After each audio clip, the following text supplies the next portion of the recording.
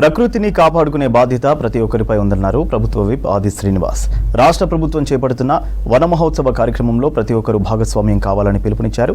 రాజన్న సిరిసిల్ల జిల్లా వేములవాడలోని బాలానగర్ మున్సిపల్ శాఖ ఆధ్వర్యంలో వన మహోత్సవం కార్యక్రమాన్ని ఏర్పాటు చేశారు అధికారులు. ఈ కార్యక్రమానికి ముఖ్య అతిథిగా హాజరై మొక్కలు నాటారు ప్రభుత్వ విప్ ఆది శ్రీనివాస్. ప్రస్తుత పరిస్థితుల్లో అంతరించిపోతున్న అడవులను కాపాడే బాధ్యత ప్రతి ఒక్కరిపై ఉందన్నారు.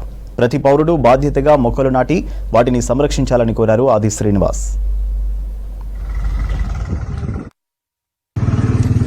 మనం పాఠ్య పుస్తకాల్లో కూడా చెట్లకున్న ప్రాధాన్యత గురించి చదువుకున్నాం.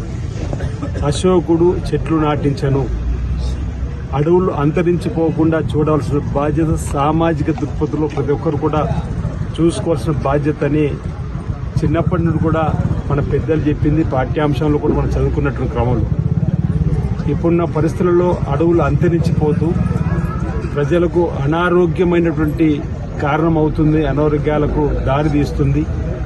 చెట్లను పెంపొందించాలి, సహజ సిద్ధమైనటువంటి ఆక్సిజన్ను ప్రజలకు పీల్చుకునే విధంగా అందివ్వాలని చెప్పిన ఒక లక్ష్యంలో భాగంగా ప్రభుత్వాలు అనేక కార్యక్రమాలు చేపడుతున్నటువంటి క్రమంలో గౌరవ ముఖ్యమంత్రి రేవంత్ రెడ్డి గారి ఆధ్వర్యంలో వన మహోత్సవ కార్యక్రమాన్ని జరపాలని చెప్పని పిలుపునివ్వడం, వర్షాకాలం ఆరంభంతో రాష్ట్ర వ్యాప్తంగా కూడా పచ్చని చెట్లను పెంచేటువంటి కార్యక్రమం జరుగుతూ ఉంది.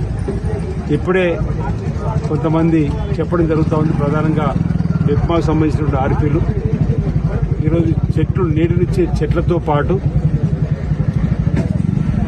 వన్య ప్రాణులకు లేదా ఇతర జీవాలకు ఉపయోగపడేటువంటి పక్షులకు, పశుపక్షాదులకు ఉపయోగపడేటువంటి పండ్ల చెట్లను కూడా పెడితే బాగుంటుందని సూచన చేయడం జరిగింది. కాబట్టి రాబో రోజుల్లో నర్సరీలో నీడనిచ్చే చెట్లతో పాటు పండ్లనిచ్చే చెట్లను కూడా ఎక్కువగా పెంచుతూ వాటిని కూడా గ్రామాల్లో, పట్టణాల్లో, కాలనీలు కూడా ఏర్పాటు చేసినట్టయితే మరి వాటికి కూడా ఉపయోగపడంగా ఉంటుందనేటువంటి సూచన పాటిస్తూ కమిషనర్ గారికి మనం ఎక్కడైతే ఏర్పాటు చేస్తున్నామో కలెక్టర్ గారి దృష్టి కూడా తీసుకుని పోతే తప్పనిసరిగా మన ప్రాంతంలో ఎక్కువగా పండ్ల చెట్లను కూడా నాటేటువంటి కార్యక్రమాన్ని తీసుకోవాల్సినటువంటి అవసరం ఉందన్న బాధ